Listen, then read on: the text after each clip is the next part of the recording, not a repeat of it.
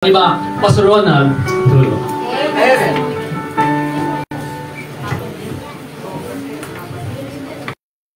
Alright, thank you so much. Men, di ba sa ibang bansa ang mga grading system dyan, A, B, C, D, no?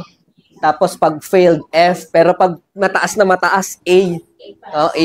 Kaya yung mga men natin, A talaga yan. Amen. Ang galing ng segue. Okay, no? Naisip mo yun? Ano? Thank you so much, no? Actually, ang men talaga yung mga adult, yung may mga asawa, no? And speaking of my asawa, we would like to welcome Brother Gerald sa men department, no? Si Sister Tina kasi men's department. I would like to welcome Brother Gerald sa men. Although matagal lang talagang nasa men, but at least officially Brother Gerald is now a part of men department. Thank you so much po sa mga tapat na kapatiran, whether you are men, ladies, young people, or kids. Thank you so much. God is glorified with the faithfulness ng bawat isa. So a little bit of tama rin yung sinabi ni Brother Raydel kanina. Alam nyo, ang lugar kasi natin, very maliit, kakarampot, ang ating lugar. So minsan konting kaluskos nagmamagnify siya, no? Napansin nyo, no, mga kapatid. So control what you can control. Pero sa mga hindi natin kayang kontrolin, okay lang yun, mga kapatid. Kanina ito kay Girlie, nag-usap kami ni Girlie. Pag umiyak si baby, okay lang yan, naunawaan ng mga kapatid dyan. Pag umiyak si Echo, yun ang hindi ko pwedeng maunawaan. Hindi ko mauunawaan. Yung baby, okay lang yan. Mga baby natin, yes. Pero pag si Echo ang umiyak, hindi ko mauunawaan. Okay, so ganun kasi talaga, no? Pero, so control what you can control and leave it to God what you cannot. Yun ang prinsipyo natin. Okay, so thank you so much with our visitors. We are happy to have you here. Salamat po at alam mo yon, magkaroon tayo ng opportunity makapakinig ng salita po ng Panginoon. And we are very happy na kayo po, yan, dinalawa ka na. We are very happy na kayo po ay makasama po sa gawain. Brother Angelo, sabi ni Brother, regular daw si Brother Angelo. So hopefully, hindi ka na lang maging regular visitor, Brad. No lang naman, this is just an open invitation. Open invitation lang. Yes, di ba? Okay, at tuloy-tuloy lang yung ating pananalangin. Kahapon, we have the great opportunity, privilege na maikasal si Brother Gerald and si Sister Tina. Interestingly, pagtapos nung kasal, siguro mga bandang 2:00, lumapit sa akin si Sister Tina, Pastor, pwede bang mag-divorce? Sabi ko, ang bilis naman magbago ng isip ko. Okay, pero joke lang, no? Walang divorce. Sabi nga, ang pinagsama ng Diyos, hindi pwedeng paghiwalayin ng tao. No? Ang tanging makapaghihiwalay lang sa inyo, kung sa mga unbeliever, ang tanging makapaghihiwalay kamatayan, sa mga mananampalataya, kahit kamatayan na hindi ka mapaghihiwalayan, makikita mo pa rin sa langit yan. Patay ka na yung nakita mo pa sa langit eh. Di ba? Lord, pagpahingahin mo naman ako dyan. But anyway, congratulations po, Sister Tina and Brother Gerald. Palakpakan naman natin yung ating newlywed. And it is my honor to officiate your wedding, no, mga kapatid. It is my honor. It is a humbling experience for me. That is my first time na mag-officiate ng wedding. Hopefully, hindi halata. Thank you so much po sa mga nag-assist sa akin, kila Sister Arnie, kila Sister Rem. Ang dami kong error. Marami akong error. Like, yung ring bearer, muntik makalimutan. Hinahanap nyo pala yung candle. Hinahanap nyo last ko na hinahanap nila, no? So, may mga error ako. Hindi lang halata na itago yung mga error kasi may mga kapatid tayo na very considerate and ina-assist tayo sa mga bagay-bagay. So, thank you so much, Sister Arnie, Sister M, and sa mga kapatid pa natin na talagang sa mga nag-back up sa sound. Hindi naman kasi tayo mga professional yung sa music, yung sa sound, yung mga MC natin. Hindi naman mga professional yung mga yan. Pero dahil sa pag-ibig nila sa Diyos at pag-ibig sa mga kapatid sa pananampalataya, talaga namang ibinigay yung best para maging matagumpay yung kasal kahapon. Okay, so, pero Gerald and Sister Tina, ngayon, kayo na lang. No? So, you do your part. Okay, God is doing His part sa inyong samahan, and good thing na you have a church, kapatid, kasi malaki ang tulong ng church, ministeryo ng pastor, ministeryo ng kapwa mananampalataya para mas lalong mapagtibay ang relationship nyong dalawa. Okay? Kasi yung document naman yan eh, pero ang pinaka-importante, yung talagang relationship nyo at yung relationship nyo sa Diyos. Eh, natawa ako eh. Natawa kami ni Brother Jun eh. Ba, pambihira, nung binigay kay Kim yung, yung mic, may advice daw siya dun sa bagong kasal. Tawa ko ng tawa, nung advice mo nagsasabi ni Kim. Pero yun talaga yun eh, no? Okay, wisdom kasi, yun yung wisdom ng Panginoon eh. Okay, thank you so much din sa special number sa men natin. I don't know if ito ay siguro nagkataon lang talagang niloob ng Panginoon. And our preaching, hindi ko alam na few good men yung special number nyo. Although naririnig ko na kinakanta-kanta na rin. Pero nung ginagawa ko yung message, hindi sumagi sa isip ko na a few good men yung ating special number. No, hindi yon. But interestingly, the message is somehow, or makita nyo na, it is related dun sa ating special number. May I request everyone to please stand up. And let us open our Bible in the book of 1 Timothy chapter 1. 1 Timothy chapter 1. 1 Timothy chapter 1 verse number 2. This morning, I have only 2 points. Puyat ako eh. Nakatulog na po, but 36 hours? Kulang-kulang 40. Kulang-kulang 40 hours tayong walang tulog. Okay, 1 Timothy chapter 1 verse number 2. 1 Timothy chapter 1 verse number 2. Andiyan na po kayo? Amen. Basahin ko po. Unto Timothy, my own son in the faith, grace, mercy, and peace from God our Father and Jesus Christ our Lord. Let's pray po. Father in heaven, thank you so much, Lord, for the opportunity, for the privilege of preaching thy word. Sa pong karangalan, Panginoon, magamit po ninyo sa likod ng pulpit po na ito at humarap sa inyo pong mga anak bilang representative ninyo at ng inyo pong salita. Panginoon, anuman po ang aking karumihan, anuman po, O Diyos, ang aking mga limitasyon, maging sa mga kasalanan na aking nagagawa, O Diyos, linisin po nawa po ninyo inyong lingkod upang ang inyong salita na dadaloy sa aking bibig sa mga oras po na ito, sa aking katawan, sa aking katauhan, ay hindi maging marumi na tatanggapin po ng inyo pong mga anak. Dahil ang inyo pong salita, ito po'y dalisay. Ang inyo pong salita, ito po'y puro, O Diyos. At bilang sisidlan po na inyo pong salita, huwag niyo po nawang pahintulutan, O Diyos, na ito po'y makontaminate ng sarili kong kagagawan. Lord, kayo po nawa ang makita. Kayo po nawa po ang mag-glorify sa oras po na ito. At ang inyo pong salita, maging tunay po naming pagkaing espiritual. Hindi opinion ng tao, hindi basta mga karanasan po ng inyo pong lingkod, ngunit ang inyong salita, ang mensahe po nito, ang sustansya po nito, ang ma-absorb ng bawat isa po sa amin. We're so grateful for the presence of our visitors right now. Salamat po sa mga kapatiran na patuloy na nagdadala ng mga mahal nila sa buhay upang makapakinig ng inyong pong salita, upang ang kalakasan na inyong ipinagkakalob nga po sa inyong pong mga anak, ang pagpapala ng iglesia, pagpapala ng miyembro ng local New Testament Church, ay pagpapala na ma-transfer or ma-channel din po namin sa aming pong mga mahal sa buhay. Lord, thank you po sa confidence na inyo pong mga anak sa church po na ito for their desire to win their loved ones, friends, relatives to you.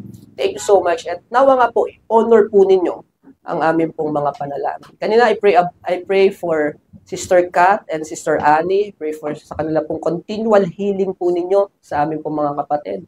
Special prayer po kay Sister Annie dahil dalawa po sila together with the baby. So I pray po Panginoon sa kanya pong health and fast recovery. Kay Kat din ganon. And also for Brother Jude na may karamdaman din po sa oras po na ito. And sino pang mga kapatiran na may karamdaman na hindi nakarating sa akin, Lord, kayo po nakakalam.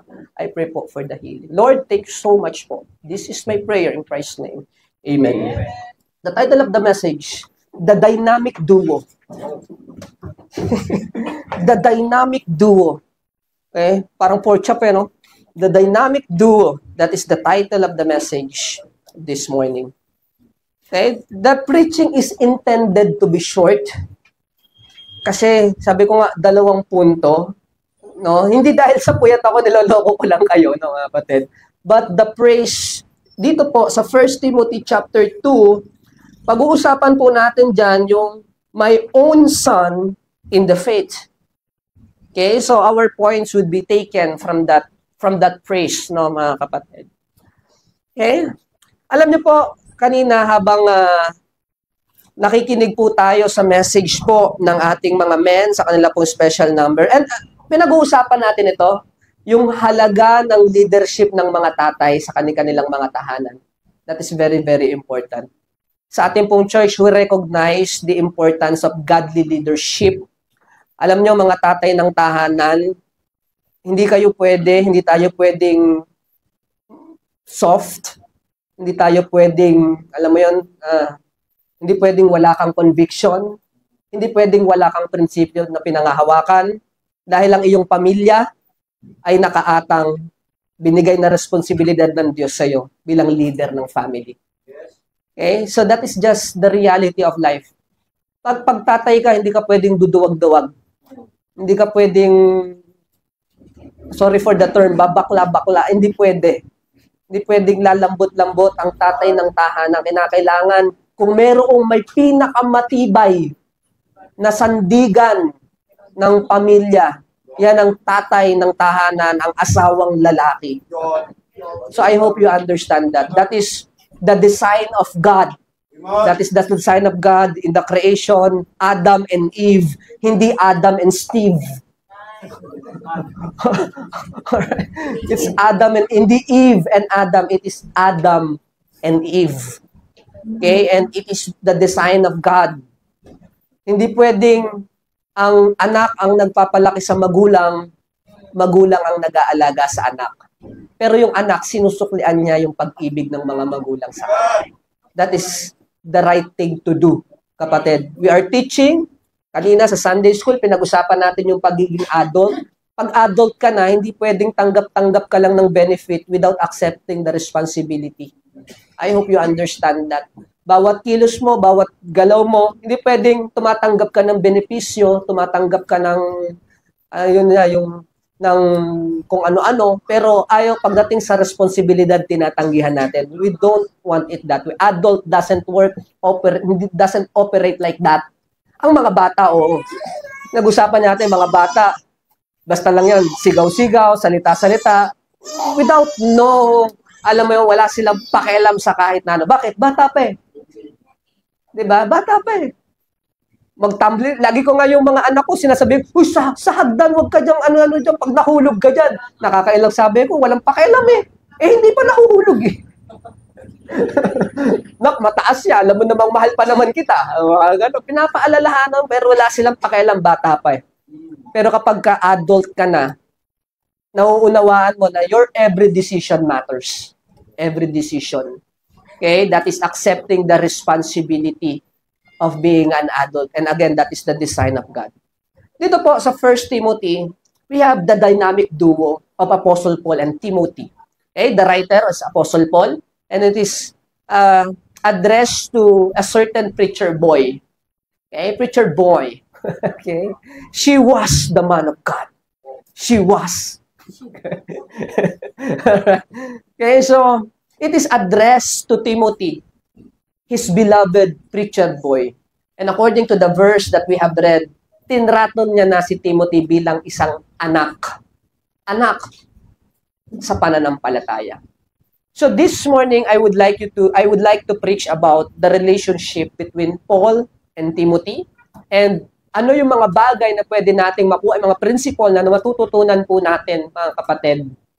Okay? Whenever we realize yung, alam mo yun, yung dynamics between the relationship of these two. Okay? So a little bit of background about the 1 Timothy. The 1 Timothy po na mga kapatid, alam nyo naman na nakulong si Paul, di ba? I mean, the Apostle Paul, nakulong siya. You look at on the book of Acts chapter number 28. Just a little bit of background na mga kapatid. Okay? On Acts chapter number 28. Okay, on verse number 30. Sa last verse ng Acts chapter 28, sa last chapter and last verses ng Acts. Okay, on verse number 30, and Paul dwelt 2 whole years in his own hired house and received all that came in unto him, preaching the kingdom of God and teaching unto those things which concern the Lord Jesus Christ with all confidence, and no man forbidding him. So kapag binasa mo, ano namang meron dyan, Pastor? Ayun, nasa sarili siyang bahay. But when you read it, pag baybayin mo yan, balik ka ng chapter 27, alam mo na si Apostle Paul, siya po'y inaresto. Hindi ba? Naalala nyo? Inaresto si Apostle Paul sa Jerusalem. Humarap siya kay Felix, humarap siya kay Herod, and later on, siya po ay nag-appeal kay Caesar because Apostle Paul is a Roman citizen. Nag-appeal siya kay Caesar and then naglayag sila papunta sa Rome. Pagdating sa Rome, yung binasa po nating bahay po dito, actually, Apostle Paul during that time is under house arrest. He is under house arrest during that time for the whole 2 years. Right? He is under house arrest in Rome. And during that time, habang siya po'y nakakulong, although house arrest po yan, siya po'y nakakulong, sinulat niya yung mga epistles na tinatawag nating prison epistles. And what are those prison epistles? Ephesians, Philippians, Colossians, and Philemon. Those are the prison epistles. Yan yung mga liham na sinulat ni Apostle Pablo habang nakakulong siya doon sa tahanan na yan dahil siya po ay under house arrest. Okay? Now, interestingly, okay, siya po ay nagtagumpay, victorious yung kanyang appeal kay Caesar. At siya po ay pinalaya pansamantala. Okay? Pinalaya siya pansamantala, no mga kapatid. At nung siya po ay pinalaya pansamantala, nagsimula ulit siya ng kanyang fourth missionary journey. Hindi na natin mababasa yan sa Bible, no mga kapatid, kasi ano na yan eh. Kumbaga walang ang details ng fourth missionary journey, mababasa mo lang, naka-scatter siya all around the epistles. Yung 3 missionary journeys nasa Book of Acts, starting chapter number 12, and then sa mga susunod na chapters. But the fourth missionary journey, the details are scattered in the epistles. Kaya na lang natin nalaman kasi may mga detalye nga na ibinigay.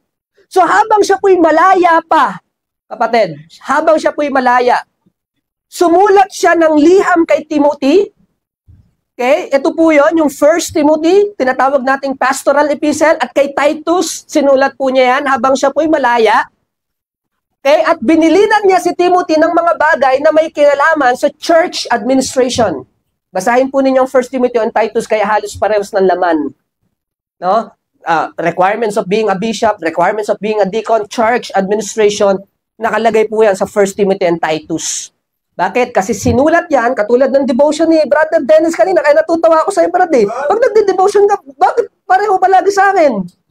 Last time, John chapter 4, nag-preaching ako, John chapter 4. Kanina, devotion niya, 1 Timothy chapter 4. Ang preaching ko, 1 Timothy chapter 1. Ano ba, Brad? Parang, kinokopya mo yung ano ko, Alright? So, sinulat niya yan kay Timothy. Bakit? Habang si Timothy ay nasaan, Brad? Habang siya nasa Ephesus. Habang pinagpapastoran ni Timothy ang isang local church sa Ephesus, nagpadala si Paul ng liham, and that is the 1 Timothy.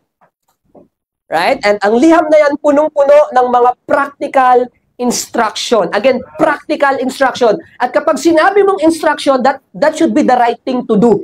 Instruction nga eh. Hindi yan recommendation. Hindi yan, alam mo, suggestion lang. Hindi yan, baka pwede mo namang gawin. Baka naman. Hindi. Instruction yan. Kung paano mag-operate ang church. Yan ang konteksto ng 1 Timothy and Titus. At sinulat niya yan habang malaya pa. So habang malaya pa si Paul, may bagong emperor na pumalit sa Rome. This is secular history, kapatid. Okay? Kung kasing edad ko kayo, nagbe-burn kayo ng CD nung high school, merong sikat na program sa computer na ginagamit sa burn ng CD. Ano yung burn ng CD? Ay, yung naglalagay ka ng kanta sa CD, ang tawag doon, burn. Yan. Ano pareho kami sila? Yes. Okay, doon, sikat yun. Kasi pag may ganun ka, sikat ka, nagbe-burn. Pero nagkakapi lang yun. Burn lang yung tinatawag. At yung sikat na program na yun ay Nero. Okay, Nero. Bakit? Si Nero po ang pumalit na emperor that time. Alam niyo kung anong ginawa ni Nero? Bakit connected sa kanya yung burn? Kasi sinunog niya yung Rome. Sinunog niya yung Rome. Bakit? Kasi artistic. habang nagsisigaw yung tao, si Nero po sumusulat ng tula. Abay, ang laki ng sapak sa ulo. Sinunog yung Rome para daw meron siyang artistic inspiration. Ang lakas ng topak. Yung si Nero, kapatid. Pero syempre, emperor yan, at para hindi ibintang sa kanya o para hindi siya yung masisi, alam niyo kung kanino sinisi yung pagkakasunog ng Rome? Sa mga Christian. Bakit? Tinuturo ng mga yan, darating ng panahon na magugunaw ang mundo. Sinisi sa Christian. Right? And that is the reason na mga kapatid, kaya mas lalong umigting yung persecution. Kaya anong nangyari? Hinanting yung mga prominent figure ng Christianity during that time. Nahuli nila si Peter ng Bible. Hindi natatawa ko rito. Nahuli niya si Peter, nahuli din niya si Paul.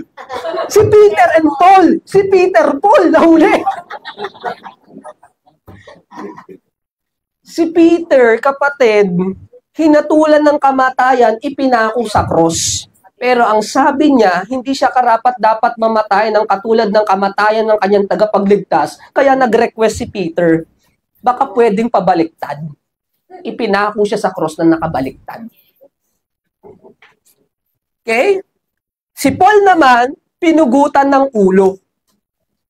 Pero bago siya pugutan ng ulo, habang nandoon siya sa kulungan, again, yung first Roman imprisonment under house arrest, pero yung second Roman imprisonment, kasi it is mandated by the law, dahil nga si Nero is the Roman emperor, pinahunting niya lahat ng mga mananampalataya, especially the prominent figure. It is mandated by the law. Yung second Roman imprisonment, matindi, nasa dungeon na siya. Nasa kuweba. Read 2 Timothy, kapatid. And this is the last letter of Apostle Paul. 2 Timothy, kapatid. Look at this. 2 Timothy. Ito po ang sabi po ng Bible. You look at these verses, no, mga kapatid. On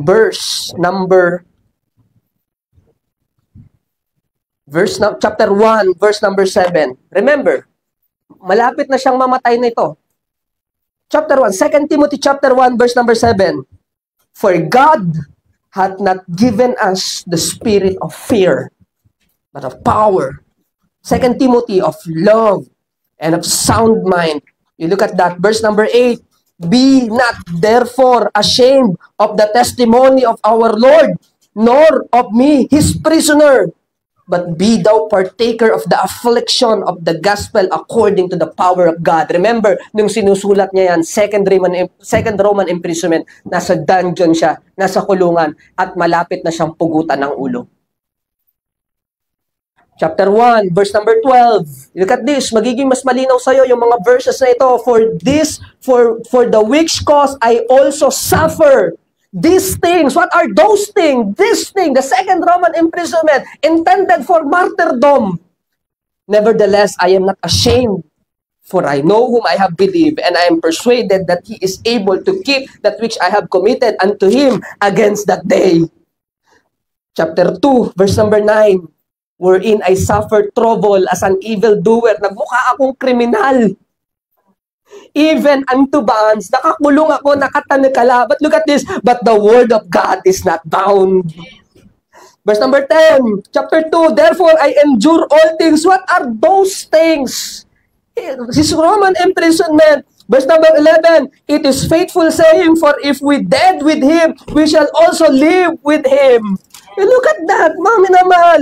Chapter 3, look at this. Chapter 3, verse number 10. But thou hast fully known my doctrine, my manner of life, purpose, faith, long-suffering, charity, patience, persecutions, afflictions, which came unto me at Antioch, at Iconium, at Lystra, what persecutions I endure, but out of them all the Lord delivered me. Verse number 12, yea, and all that will live godly in Christ Jesus shall suffer persecutions. And what is that persecution? His second Roman imprisonment, impending for death. Chapter 4, verse number 6. Chapter 4, verse number 6. For I am now ready to be offered. Tanggap na niya. And the time of my departure is at hand. Pupugutan na siya ng ulo, kapatid. I have fought a good fight. I have finished my course. I have kept the faith. Henceforth, there is laid up for me a crown of righteousness, which the Lord, the righteous judge, shall give me at that day, and not to me only, but unto all them also that love his appearing. Kapatid, this is the life of Paul. Okay? And pagdating sa 1 Timothy, nakikita natin, masaya pa siya rito. But the 2 Timothy is different. Now, do you have Paul in your life? Are you Timothy right now? Meron bang someone na nag-encourage sa'yo? Kapatid, minsan yung mga nag-encourage sa atin, minsan sila rin kailangan ng encouragement. I hope you understand that. Hindi porke mukha kaming strong, kala mo, hindi kami tinatabla ng mga problems and affairs of this life. Right? Be a Paul to a Timothy and be Timothy to a Paul. The dynamic duo. Disciple someone, teach someone, love someone. Okay? And, alam mo yun, ibalik natin yung pagmamahal at pag-ibig ng mga tao ng Diyos sa atin. Okay? And that is who we are. That is, supposedly, that is the church. That is the relationship between the pastor and the members of the church. The members and the pastor. The pastor love you and the members should love their pastor. Alright? And look at this. On 1 Timothy, no, mga kapatid, makikita mo, unto Timothy, my own son in the faith. Who is Timothy, kapatid? Who is Timothy? Si Timothy, yung anak ni Brother Elmer. Who is Timothy? Not until you have the background ng scripture. Pag binasa mo yung unto Timothy, may, okay, simpleng salutation lang yan. Not until you know the background who Timothy is and who is Apostle Paul to his life. Right? Paul and Timothy, kailan ba sila unang nagkita? Acts chapter 16. Look at this. Acts chapter 16. During the second missionary journey of Apostle Paul. Acts chapter 16. You look at this, no, mga kapatid. Acts chapter 16. Makikita po natin. On verse number 1. Acts chapter 16. Yan yung unang beses na nagkita sila. Okay? Kaya pahalagahan natin yung mga kapatiran natin, mga kapatid natin sa pananampalataya na naging bahagi ng buhay natin. Alam mo kapatid, minsan may encounter ka na tao ng Diyos na talagang magkakaroon ng pagbabago yung buhay mo. Hindi naman siya yung nagbago ng buhay mo, pero ginamit siya ng Panginoon. Okay? At sana ganun din tayo. We can be a Paul to a Timothy. Maging dahilan ka, maging channel ka ng encouragement at ng kalakasan ng Diyos para sa taong nangangailangan na yan. So look at this. Acts chapter 16, verse number 1. Then came he to Derbe and Lystra. Okay, this is second missionary journey. Bakit? On chapter 14, buksan nyo lang po, no, mga kapatid. On chapter number 14,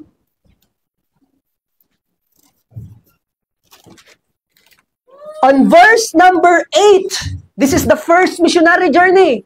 Chapter 14, verse number 8. And there sat a certain man at Lystra. Okay, so same place. Kasi binalikan niya na yan sa chapter 16.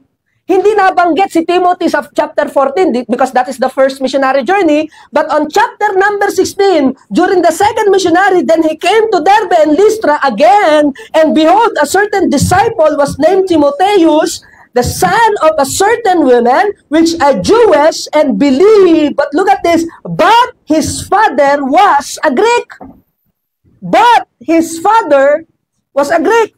And what is the word but? Yun yung conjunction ng contrast. Okay, ibig sabihin, yung nanay niya Jewish believer, right? But his father was a Greek, and evidently his father was an unbeliever. And Apostle Paul came to his life. On first missionary journey sa chapter 14, hindi nabanggit si Timothy eh. Pero evidently, kapatid, evidently, that is the time, yan yung ministry na kung saan naligtas si Timothy sa first missionary journey. Hindi lang siya nabanggit.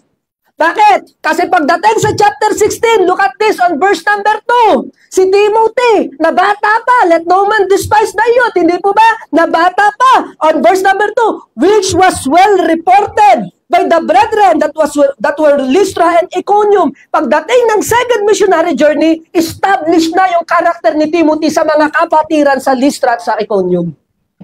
Kilala na si Timothy, mature individual, mature believer na siya. Okay? Kaya pagbalik ni Apostle Paul sa second missionary journey, ni-recommend ng mga believers na isama ni Apostle Paul si Timothy at naging companion siya sa second missionary journey hanggang sa later on. And then later on, Timothy became the pastor of the Ephesian church, kapatid. Balik ka dun sa praise natin sa 1 Timothy. Unto Timothy, mine own son. Mine own son. Remember his father, Timothy, wala siyang spiritual father, kapatid. Why? Because ang tatay niya, Greek, unbeliever. But Paul became a father figure to him. Si Paul ang nagsilbing tatay niya. Sister Tina, sabi ni Sister Tina kahapon, wala naman akong tatay, wala naman akong nanay. Pero dumating si Pastor Paul. Amen. James Tarjo. And he became, and together with Ma'am Ashley, they became a father and mother figure to you. Nakakatuwa, May mga taong gagamitin ng Diyos, kapatid, para tulungan tayo magbago ang buhay natin. Wala siyang tatay, pangangailangan yon, kapatid. Alam niyo kung bakit maraming mamamatay tao sa Amerika, sa Pilipinas, bakit? Kawalan ng tatay na matitino. Ang tatay adik Bisyo ng pababae ng mamanok.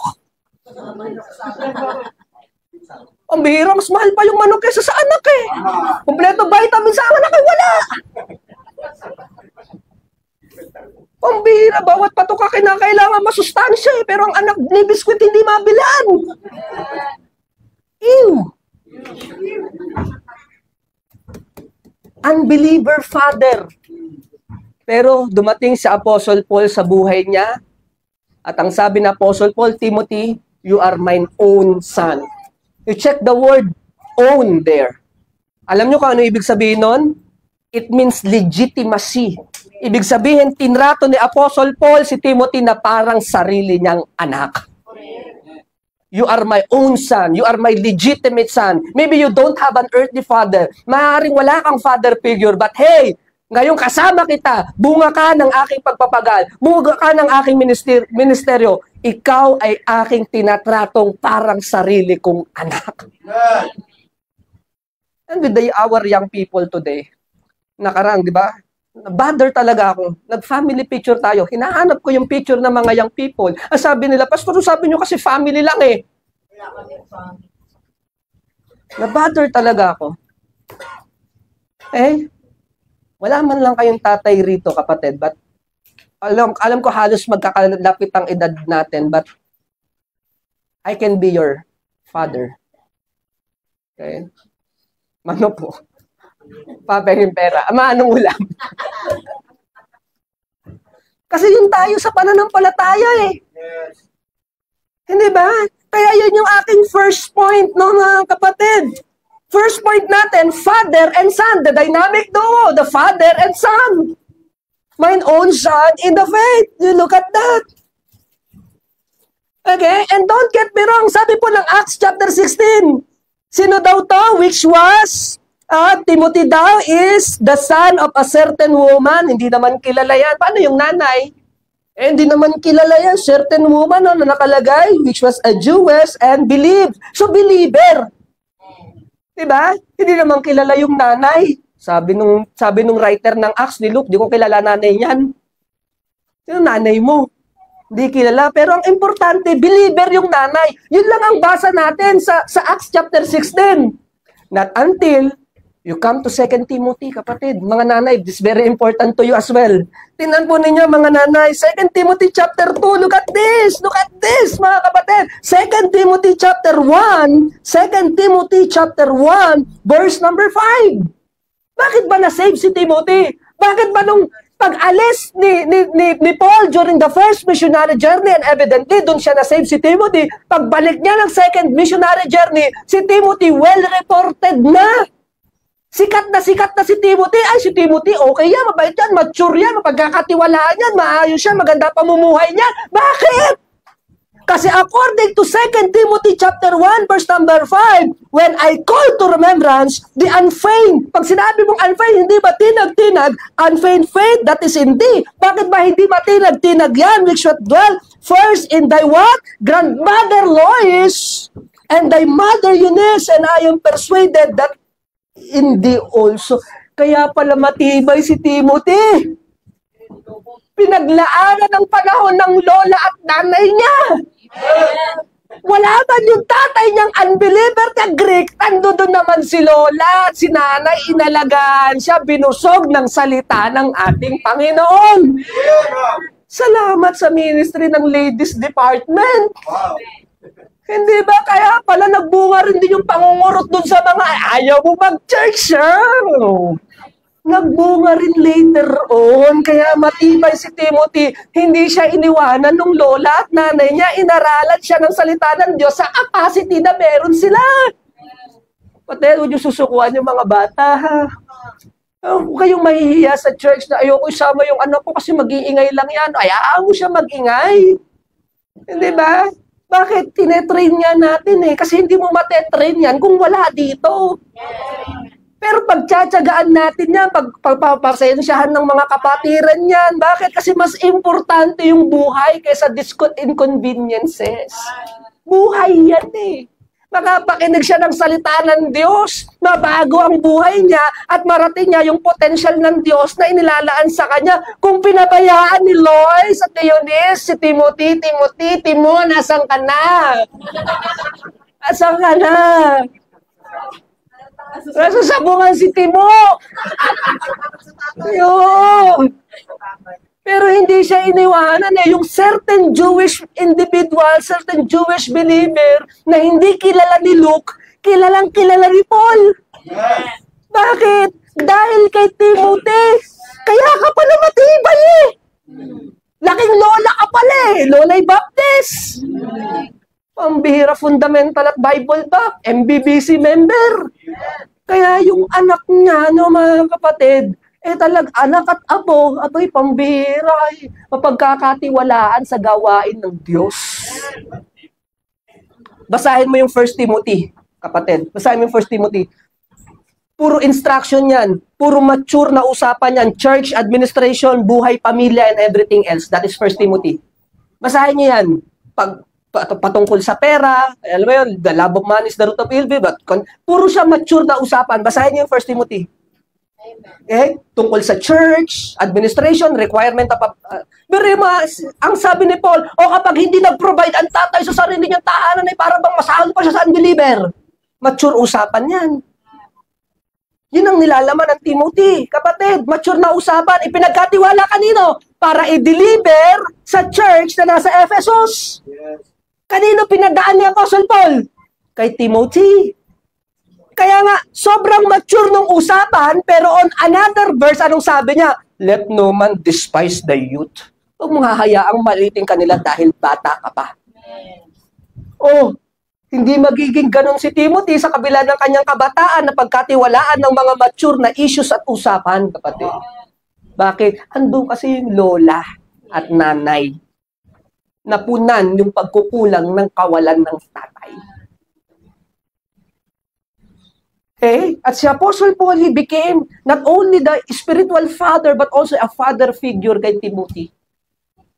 Okay? Na to the point, nung mamamatay na siya, ang kanyang huling liham na kanyang isinulat, naka-address kay Timothy because Apostle Paul believed and he is convinced na magiging maayos ang church, magiging maayos ang Christendom sa kamay ng kanyang pinagkakatiwalaan na preacher boy na si Timothy. Kapatid, father and son, the dynamic duo. The father and son. You look at that, kapatid. You can be a father to a certain individual right now. Maaaring hindi physically, but by faith. Okay? Lead them to Christ, disciple them, and allow them to grow. Okay? Mag-share kayo ng, alam mo, sabi nga, pinag-usapan niya, ang discipleship naman, hindi naman yan yung yung class by class ng minsan, ang effective way ng discipleship, yung ginagawa natin dito sa church, yun? Kwentuhan. Oo, yung casual talk. Bakit? Kasi, ito yung totoong buhay eh. Wala namang totoong buhay sa apat na sulok ng classroom eh. Hindi ba? Ito yung totoong buhay, ito yung nangyayari, ito yung pinag-uusapan natin sa church. Kaya itong mga young people natin, pambihira, gabi na, ayaw pa umuwi. Oo, tinataas ng kuryente natin. Bakit? Kasi nag-i-increase din ng activity yung church. Kasi yung mga young people, na mga kapatid, and yung hindi lang young people, ang gustong-gusto nila, nakikipag-usap sila sa pastor nila, casual talk. Nahanap ko nga si Brother Bereli, pambihira, nung huling umitan niyo, 9:00 na umuwi. Kaya sinagad yan. Pambihira si Brother Bereli. Kaya isasama natin sa prayer yun, kapatid, kasi maayos ang puso rin ng kapatid na yun. Hindi po ba? Casual talk. You disciple someone, you let them, na makita nila, kapatid, yung aplikasyon ng salita ng Diyos sa mga practical na mga bagay. Okay? Father and Son. Kaya kapatid, iba yung 1 Timothy, makikita mo, puro mature na usapan doon. Puro mature. Kasi we need someone to guide the church, the members of the church, the men of the church, the ladies of the church, the young people of the church, the children of the church. Father and Son. Mine own son. Number 2, sabi ko nga, I have 2 points lang. Number 1 yun, yung father and son. Number 2, discipler and disciple.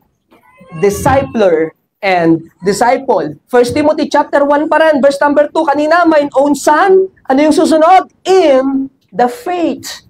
In the faith. Look at that. In the faith. Number 1, father and son. Number 2, discipler and disciple. Pastor, pambira yung outline mo, hindi na baptist. Bakit? Hindi na magkakatunog. Okay, bahala na yung outline. Ang importante yung message. Diba? Dalawa lang yan eh. Dalawa yung outline ko kasi bakit? Wala nang karugtong to. Mine own son, in the faith, 2 Timothy chapter 2, verse number 2. You look at this. 2 Timothy chapter 2, verse number 2. And the things that thou hast heard of me among many witnesses, the same thou commit to faithful men. We shall be able to teach others. Also, yung mga bagay na nakita at narinig mo sa akin, ituro mo rin sa mga kalalakihan na ito para mga kalalakihan na yan, maituro din naman nila sa iba. That is discipleship, kapatid. Discipler and disciple. Okay? Alam mo, minamahal, I hope you understand kung anong nangyayari sa isip ko, no, mga kapatid. Anong ibig mong sabihin, Pastor? Alam natin kung ano pare-pareho ang tama. Alam natin pare-pareho ang kalooban ng Diyos. Alam natin yan. Bakit? Nasa Bible yan. Alam mo kung ano yung tama. Alam mo kung ano yung tama. Okay? Del, tayo ka ro, Del. Hindi, dyan ka lang. Tin, tayo ka, Tin. Tayo ka. Yan ang tama. Alam natin pare-pareho. Yan ang tama, Del. Ito yung bagong mananampalataya. Ang trabaho natin, bilang mga matatagal na sa pananampalataya, ituro sa kanya, bago eh. Kung ano yung tama. Ayun, yung tama. Christ-likeness. Yun ang tama. Christ-likeness. Okay? Ang trabaho natin, kapatid, ituro natin sa kanya. Pero alam mo, bago lang ito. At tao yan. Okay? Tayo ka, Sister Kim. Siya, bagong mananampalataya si Sister Kim, medyo matagal na.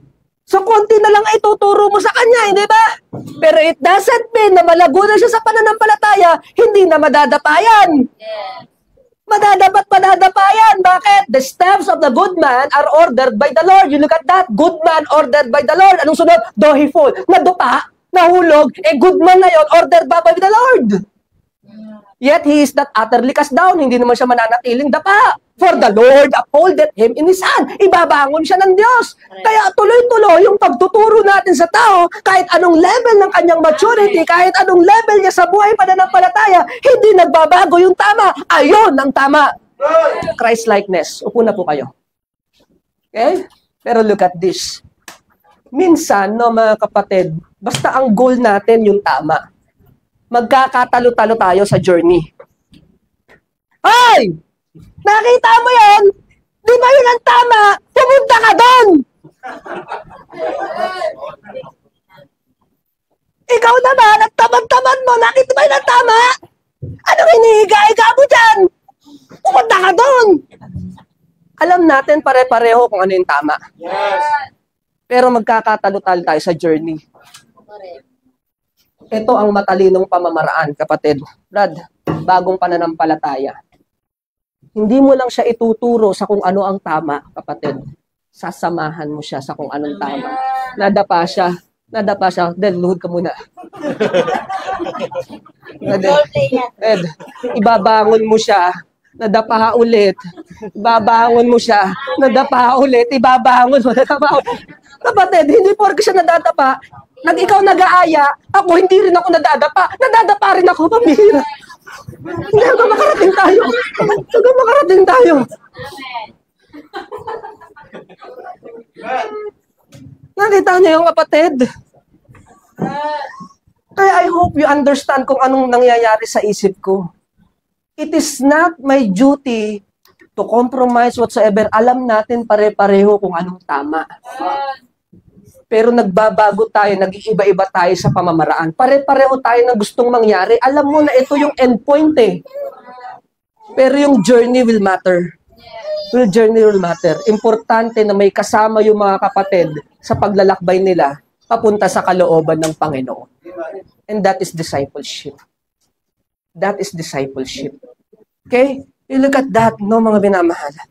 Tingnan mo po ang sabi po ng Bible. The goal is Christ-likeness. Okay? Halimbawa, nakakita ka ng ano, tayo ka, tayo ka. Okay? Yan yung pinto. Okay? Pinto yan, siya yung pinto. Magbukas ka, Brad. Okay? Siya lang ang natatanging daan. Siya lang. Siya ang natatanging daan. Ito pong kapaligiran natin, ito yung field. Okay? Brad, ikaw.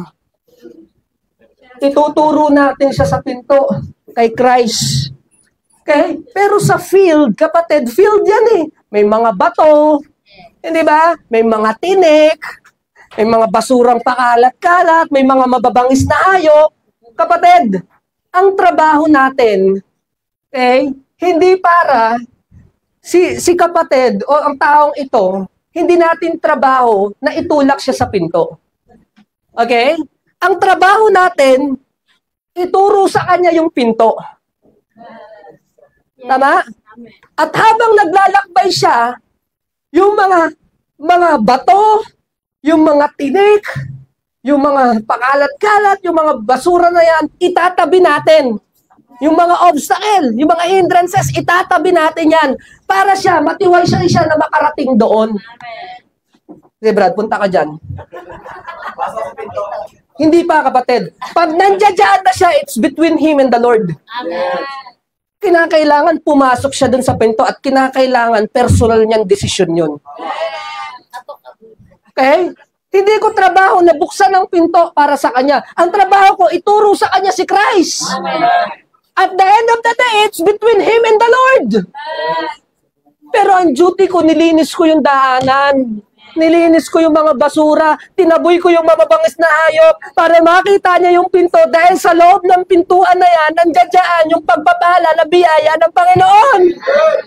Pero pagkaharap niya na yung pinto na yan, siya ang magdidesisyon kung papasok siya o hindi. Pero I'm telling you, pag hindi ka pumasok dyan, ang laki ng sinayang mo, kapatid.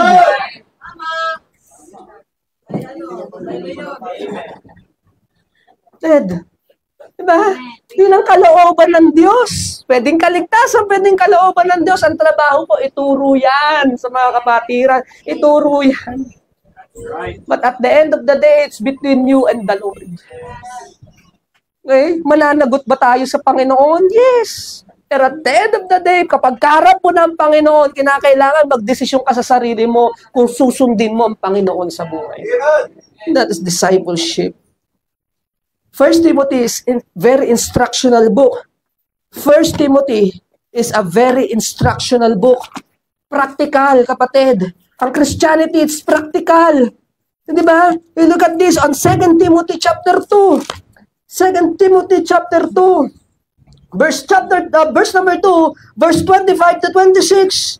In meekness, instructing those that oppose themselves. Bakit? Kinokontradict na nila yung sarili nila eh. Ayun ang tama, pero ayaw sundin yung tama. Pag tinanong, hindi, alam ko naman yun eh. Di ba may mga ganong tao? Brada, di ba Sunday ngayon, dapat nag-church. Alam ko naman yan. Ba't hindi ka nagsisimba? They oppose themselves. Okay? Kinokontra mo yung sarili mo. Alam mo naman palang tamang lumapit sa Panginoon, tamang maglingkod at tamang lahat ng gawin. Pero ayaw niyang gawin. Nakukontento lang siya doon sa katotohanan na alam niya naman yun.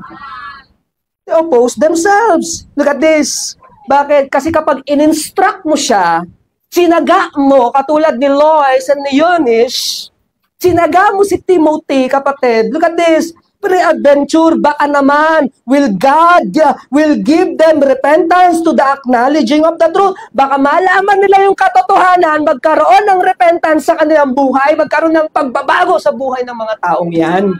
Ang trabaho natin, in meekness, i-instruct mo sila. I-instruct mo, ito yung gawin mo, pagtiyagaan mo yung mga tao, mahalin natin ang mga tao ng Diyos in meekness. Kasi baka naman, hindi mo alam, wag mo susukuan niya, baka pag sinukuan mo yan, di ba? Baka naman. Okay? And look at this. And that they may recover themselves. Okay? They recover. Bakit? Ano kaya ang sabi sa prodigal son, kapatid? Nung siya ay matauhan. Di ba? Baka matauhan eh. Kaka-remind mo, baka maumpog eh, na they-recover themselves. Kasi baka nawala lang sa ulirat yan, kaya nagbabackslide yan, wala sa sarili. In-instruct mo, na-recover nila yung sarili nila. Send out of the snares of the devil. Ano yung snares? Trap. Trap yan. Baka hindi ka nag-church every Sunday. Trap yan, hindi mo pa napapansin. Pero kapag may someone na nagpapaalala, they recover themselves, who are taken captive by His will. Kapatid, be a Paul into a Timothy. Look at that. Sabi ko nga, 2 Timothy is Apostle Paul, final letter to him. Okay? He is a father and he is a discipler. This morning, sabi ko, the message is very short. This morning, be a Paul to somebody else, or to a Timothy. Be a Paul to Timothy. Share the gospel. Be a mentor to someone. Mentor someone. At kung ikaw naman si Timothy, i-accept naman natin yung instruction. Kasi kailangan natin yan. Kailangan natin yan. Mga minamahal, the dynamic duo. The dynamic duo. I hope the message of God is speaking to you right now. Alam ko po sa mga magulang na narito, sometimes it's very hard, napapagod. Nakakapagod maging magulang. Nakakapagod kasi hindi siguro nare-realize to ng mga anak natin. Sila may problema, akala nila magulang, tumatain ng pera. Hindi. Para kitain namin yan, we need to do something. We need to do. Okay? We need to take care of you. Pa rin, habang dealing with our own difficulties in life. And sometimes, it's very difficult. It's very difficult. Okay? But I want you to know, kapatid, I want you to know na God puts you there in that situation. Hindi nagkamali ang Diyos sa paglagay sa'yo sa ganyang klaseng sitwasyon. Kung magulang ka, napapagod ka sa mga anak, hindi nagkamali ang Diyos para ikaw ang italagang magulang sa batang yan. Hindi nagkamali ang Diyos. It is by the Lord's design. Pero alam din natin, mga minamahal, na ang nais ng Diyos, sumunod tayo sa disenyo niya para sa atin. So that we can function efficiently and effectively sa panawagan niya sa buhay natin. Okay? So be faithful. Be faithful. I-accept natin yung process ng Diyos, yung purging ng Panginoon. Accept natin yun. Kasi God wants us to succeed in life. No? Nais ng Diyos yung magtagumpay ka bilang magulang, bilang kapatid, bilang ate. Sa mga young people natin, some of you, may mga young people tayo rito na mga kapatid, Kung titingnan mo, ang gaganda ng mga to, ang papogi ng mga to, bagong cellphone, bagong... But these young people are the breadwinner of their families. Kaya unbeliever ang mga magulang yan. There is a reason behind it. At bakit sila believer? There is a reason behind it. Okay? So these people hurting, these people are, alam mo yun, meron silang mga issues sa kanilang mga buhay. But I want you to know, with our young people, I want you to know, hindi rin nagkamali ang Diyos na pagkatiwalaan ka ng ganyan. No, hindi nagkamali ng Diyos. All things work together for good. Your difficulties today, it will be a testimony years from now. And you can be a message. Hindi ka lang basta messenger. Your life will be a message sa mga struggling people later on. Right? Be Paul to Timothy. Be Paul to Timothy. Okay? Accept the instruction of God, the purging of God, the plan of God in your life. Look at this. In our conclusion, I hope God is speaking with you. I do not know kung ano yung pinagdadaanan ng bawat isa sa atin. Some of you, hindi naman kayo vocal sa akin. Some of you. But some of you are very, very vocal. And I appreciate that. No? We are praying for you. I am praying for you. Hindi pala we. Kasi sometimes, sometimes, all of the time, when pag lumapit sa akin ng tao, tinatanong ko sila if, are you willing i-share to sa iba or it's between us? Kapag sinabi ng tao na it is between us, it remain that way. Kahit si Mrs. hindi nalalaman yun. Minsan niya nakaganyan si Miss, anong sinabi sa'yo? Sabi ko, para kasi Satanas. Huwag ka ganyan. Pag sinabi niya na it's between us, it's between us. Ipagpe-pray natin yun, ipagpe-pray ko yun. At dadalhin ko yun hanggang hukay. Okay? Ganun yun. There is a confidentiality tungkol sa bagay na yan. Meron kayong mga private prayers. You can talk to me. You can share it with me. And pag nagkaroon tayo ng agreement na it's between us and the Lord, then it's between us and the Lord. Okay? Makakarating na lang yan sa iba kapag pinarating mo sa iba. But for me, magiging sa hukay na lang yan. And even sa preaching, hindi ko gagawing illustration sa preaching. May kilala nga ako isang kapatid hindi. You never see me. Nag-chat niya sa, you never see me do it. At least, kung meron tayong agreement na gano'n, it's between us and the Lord. Okay? So, mga minamahal, I hope na-appreciate po natin yung message. Thank you so much po. Tayo po mo po. Tayo po yung manalangin. Father in heaven, thank you so much for the message. Thank you so much for the preaching of thy word. Thank you, Lord, sa Timothy ng buhay namin. Pinagkatiwalaan niyo po kami na alagaan ang mga kabatiran po na yon. Ingatan sila at ituro sila sa tamang landas. It is not our duty na aladgarin sila sa tama. Pero trabaho namin, Panginoon, na ituro sa kanila, alalayan sila, ibangon sila, at samahan sila sa kanila pong paglalakbay. At ganun din kami, Panginoon, may mga Paul ng buhay namin, yung mga nagtuturo sa amin. Thank you, Lord, for their life. Tinuturuan nila kami kahit alam naman namin na sila rin merong sariling difficulties sa buhay. Pero thank you. Thank you, Lord. You gave them the enough ability and maturity to continue. Salamat po. Lord, thank you for the church. Thank you for the ministry of the church. Thank you for the ministry of the ladies department. I can just imagine, ano yung buhay ni Timothy kung walang Lois at Eunice na umalalay sa kanya. So it's a reflection gaano ka-importante ang mga kababaihan sa church. Walang Timothy kung walang lola sa kananay. Walang Timothy. So Lord, thank you po. Thank you for the ministry of the ladies department. Thank you, thank you, thank you. Salamat po. Lord, papuri po sa inyo at luwalhati. Sa tayong pangalan ng aming Panginoon Jesus. Amen.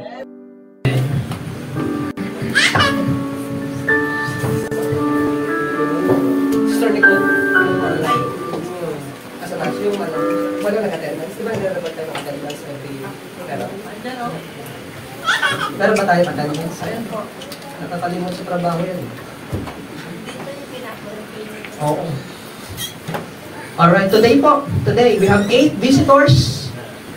Okay, we have 19 adults, we have 13 young people, we have 14 kids. So the grand total for today's attendance, we have 54.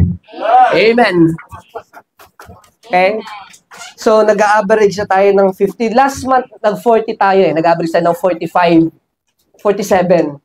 For the month of For the month of January, nagfo-40 tayo to 45. Month of February, nagfo-45 tayo to 50.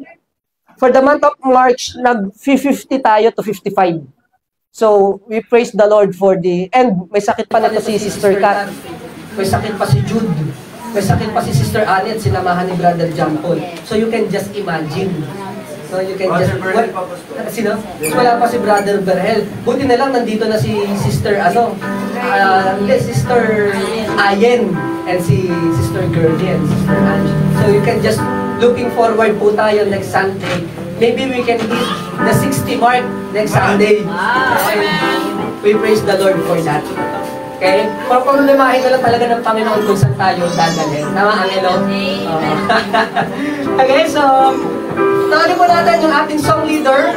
Habang pinapasa po natin, special offering po natin. Ganun hindi po ito bayad ng mga kapatid. Para lang mabigyan ng opportunity yung ilan sa mga kapatid na, ano ba yun, offering na kanina, hindi pa ako nakapagbigay. So, para lang mabigyan tayo ng opportunity lahat na, alam mo yun, to be a part of the ministry of God. Bro, pakipasa yung offering. Habang kumakanta tayo ng huling awitin, at sa pangmakas na panalangin, sino nakasa?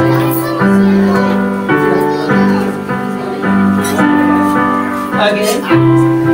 For the closing prayer, let us ask Tatay Eater. Okay, a man of few words.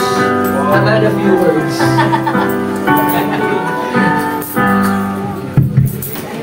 And po, habang pinapasa ko pinibag, let's sing higher ground. Awitin po natin ang last stanza.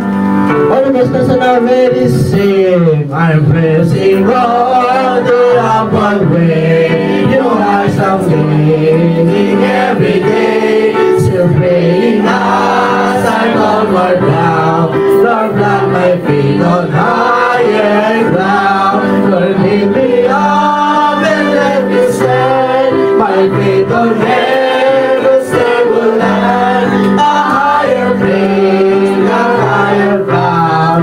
Lord, plant my feet on higher ground. My highest goal is time to stay where clouds are rise and earth is made. Those are my dwell where is a hell.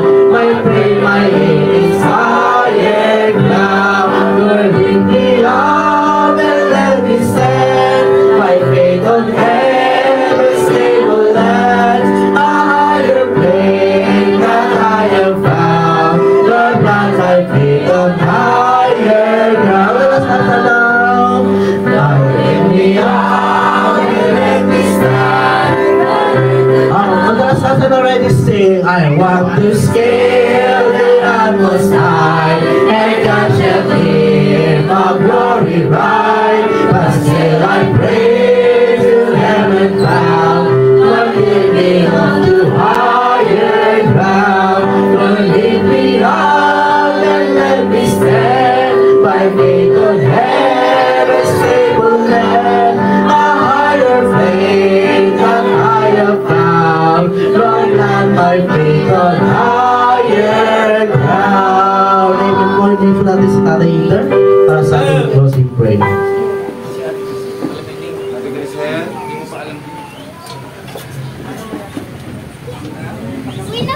Saya po yung mukot. Ama namin Diyos na makapangyarihan sa lahat, salamat muli sa pagkakataong kami po ay magkasama-sama upang gawin po rin at sambayan sa Espirituan. Salamat Panginoon sa mga kapatiran na patuloy na nagtatapat sa iyo sa magitan ng aming pagsamba sa araw ng linggo, Ama. Salamat din sa mga bisita namin na patuloy na nakakasama namin. Tuwa Panginoon, ito'y aming makasamang patuloy na maglingkod sa iyo, Ama. At salamat din naman sa mga salita mo na aming napakinggan simula sa devotion, sa Sunday School, at lalo't higit sa preaching, Panginoon. Patuloy mo kaming pinapaalalahanan, Panginoon, na kami ay patuloy na magtapat sa iyo, patuloy na maglingkod habang kami ay may buhay dito sa mundo nito. Marami pong salamat. Ito pong dalangin sa pangalan ng Panginoon Jesus. Amen.